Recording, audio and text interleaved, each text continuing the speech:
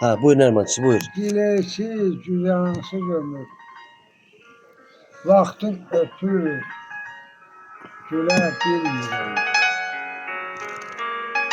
Ömür gedir əldən,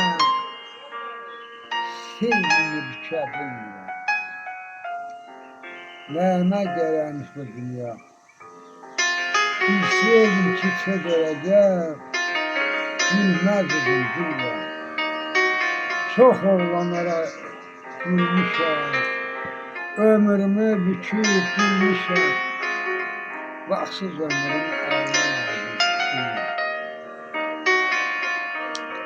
Ləkə salma adımı, alçalmaram bu dünyada. Ömür geçsə əlimdən, zaman haxatımı. Başım ağrıbdır, saçım tökülübdür, dişim tökülübdür, gülə bilmirəm. Sağ ol usta. Nə ömrümə, nə caladım, vaxtsız ömrümə bülbülü caladım. Bildim ki, ömür nazlıdır. Əhtimizin gülü, vermədim. Vaxtsız ömrümü gülə bilmədim. Ömür gəlirəm. Çok sağ ol usta. Zəngilanlar doğulur, tona düşdür. 9 dekabrda dünya düşdür. Vaxtsız ömrümü gülə bilmirəm. Ayaq ata bilmirəm. Yeriyim, yeriyə bilmirəm. Torpağa gedə bilmirəm. Aydın, sənə nə etməliyim? Ayır ki, baxır.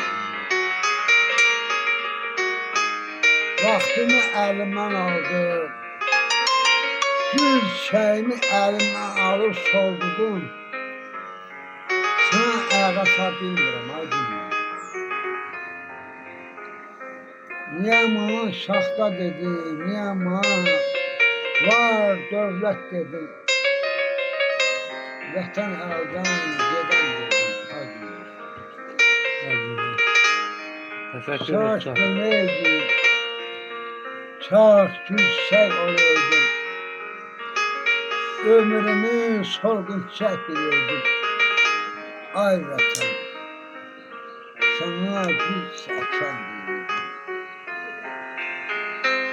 Niyə aldın torpağımı əlimdən? Niyə aldın əlimdən sirri bilahı? Yaradan Allahı əlimdən niyə aldın ay dünya? Ehsan şahit. Yani Əhsən.